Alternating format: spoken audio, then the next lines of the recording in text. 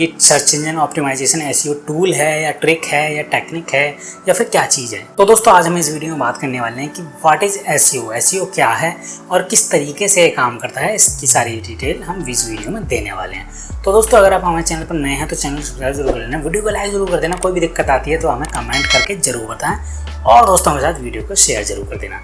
तो चलिए सबसे पहले बात करते हैं कि एसईओ है क्या। एसईओ सर्च इंजन ऑप्टिमाइजेशन है। अब ये सर्च इंजन ऑप्टिमाइजेशन को भी अगर हम दो पार्ट में तोड़ देते हैं तो इधर आ जाता है सर्च इंजन, इधर आ जाता है ऑप्टिमाइजेशन। सर्च इंजन बहुत सारे लोगों को नहीं पता होगा सर्च इंजन है क्या। गूगल को सर्च इंजन है, बिंग सर्च इंजन है, याहू सर्च इंजन है। ऑप्टिमाइजेशन का मतलब होता है आप जब उसको किसी चीज़ के साथ जोड़ देते हैं तो उसके हिसाब से आपको अपनी चीज़ों को ऑप्टिमाइज़ करना है। आपने यहाँ सर्च इंजन के साथ ऑप्टिमाइजेशन को जोड़ दिया है तो आपको जिस भी चीज़ के लिए आपको एसईओ करना है तो आपको उस चीज़ के लिए आपको सर्च इंजन के हिसाब से अपनी चीज़ को बनाना पड़ेगा। तो अब ये कैसे बनेगा, ये क्या चीज़ है, ये search engine optimization SEO tool है या ट्रिक है या टेक्निक है या फिर क्या चीज़ है। ये एक टेक्निक है जो कि बहुत सारे लोगों को पहले इसके बारे में नॉलेज नहीं होती थी। आज से 4-5 साल पहले की बात करेंगे तो बहुत सारे लोगों को इसका नाम भी नहीं सुना था, नॉलेज भी नहीं होती थी।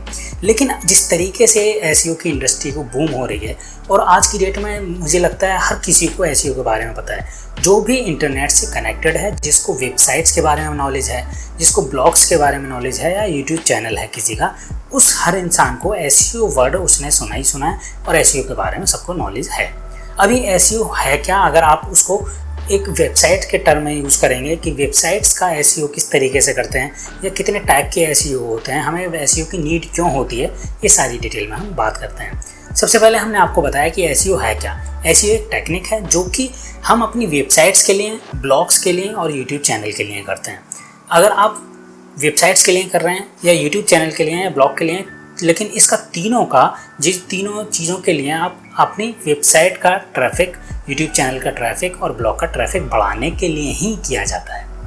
अब ये इसका कोई और दूसरा अगर आप देखते हैं कि वेबसाइट ट्रैफिक की जगह अगर मुझे कोई दूसरा बेनिफिट, हाँ, आपको अगर अपनी किसी चीज़ की ब्रांडिंग करनी है तो भी आप एसईओ का यूज़ कर सकते हैं।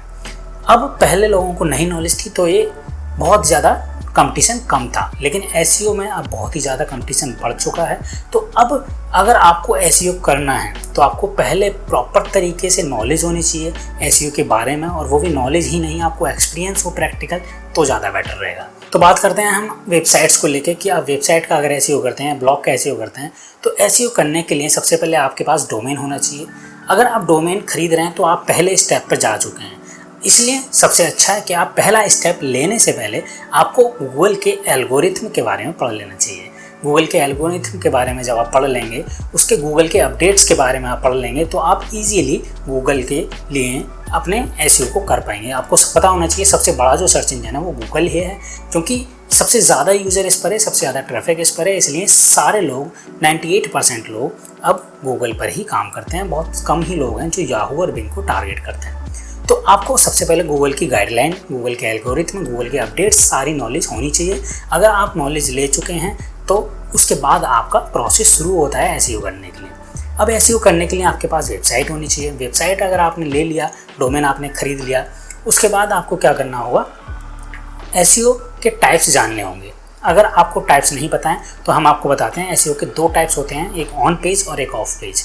अब बहुत सारे लोग जो कि नई जनरेशन के हैं उनको ऐसा भी लगता है कि एक टेक्निकल एसईओ भी होता है।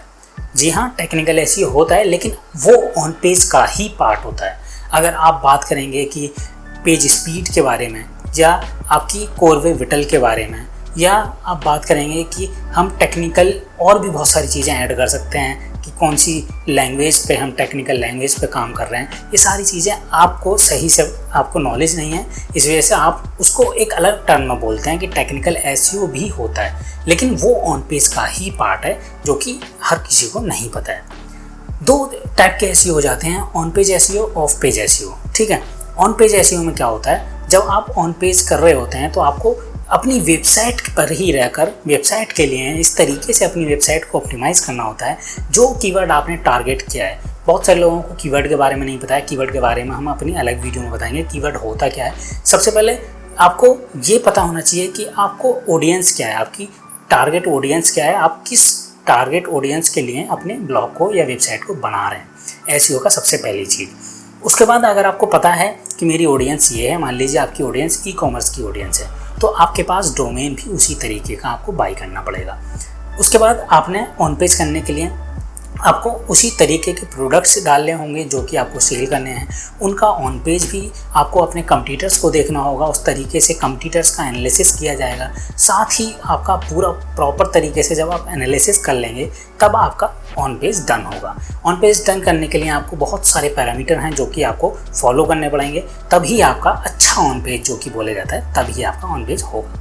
अब ऑन पेज के बारे में डिटेल में जानने के लिए हम एक दूसरी वीडियो बना देंगे, उसको आप देख लेना। दूसरे नंबर पे आ जाता है of page SEO. Of page SEO में आप अपनी वेबसाइट पे जो कि आपकी डोमेन है, मान लीजिए आपका डोमेन XYZ है, ऑन पेज करने के लिए आपको XYZ को अपनी वेबसाइट पर जाना पड़ेगा और उसको लॉगिन करके उसमें एडिट करने पड़ेंगे। जब आप अपनी वेबसाइट पर जाएंगे और लॉगिन करके अपना ऑन पेज कर लेंगे तब आपका 60% से ज़्यादा 70% का एसईओ हो चुका है। इसी ऑन पेज के दम पे आपकी रैंक आ जाएगी। अगर आपकी रैंक नहीं आती है और कंपटीशन बहुत ज़्यादा है आपके जिस भी कीवर्ड को आप टारगेट कर रहे हैं, ऑडियंस को टारगेट कर रहे हैं, तब आपको ऑफ पेज की ज़रूरत पड़ेगी। यहाँ आपको ऑफ पेज करने के लिए xyz.com जो आपका डोमेन है, आपको उस पर काम नहीं करना, उसको लॉगिन नहीं करना। आपको थर्ड पार्टी वेबसाइट्स होती हैं जो कि सोशल मीडिया की साइट्स होती हैं और भी बड़ी बड़ी आर्टिकल, ब्लॉग, प्रेस रिलीज, इनकी वेबसाइट्स होती हैं, गेस्ट पोस्ट होती हैं, बहुत सारी एक्टिविटीज़ होती हैं जो कि ऑफ पेज के अंदर होती हैं। आपको उन पर जाना पड़ेगा, उन पर रजिस्टर करना पड़ेगा और उस पे आपको सबमिशंस करने पड़ेंगे जो कि आपको काउंट पता होना चाहिए कि आपको पर डे का कितना काउंट करना है या आपको कब गैप लेना है। बहुत सारी चीज़ें ऑफ पेज के अंदर बहुत ज़्यादा डीपली एनालिसिस आपको करना पड़ेगा अगर आपको अपनी वेबसाइट को नंबर 1 पे रैंक करना है। तो अगर आपकी रैंक आ जाती है, मान लीजिए आप बहुत अच्छा एसईओ करते हैं ऑन पेज ऑफ पेज दोनों मिला के, और आपकी रैंक आ जाती है गूगल में, आपकी जो कीवर्ड आपने टारगेट किए नंबर 1 पे आ जाती है, तो आपकी बल्ले बल्ले होने वाली है। आप नंबर 1 पे रहेंगे, आपका जो भी यूज़र है जो कि सर्च करके आपको आ रहा है वो आपकी ही वेबसाइट पे जाएगा और आपको बहुत ही ज़्यादा ट्रैफिक मिलने वाला है, जिसकी वजह से आपका बिजनेस बहुत तेज़ी से बूम होने वाला है और आप बहुत ही चंद दिनों में अमीर हो जाएंगे। तो ये होता है आपको डिजिटल मार्केटिंग का जो पार्ट है एसईओ, इसके बारे में। तो दोस्तों वीडियो कैसी लगी कमेंट करके जरूर बताना, दोस्तों के साथ वीडियो को शेयर जरूर कर देना।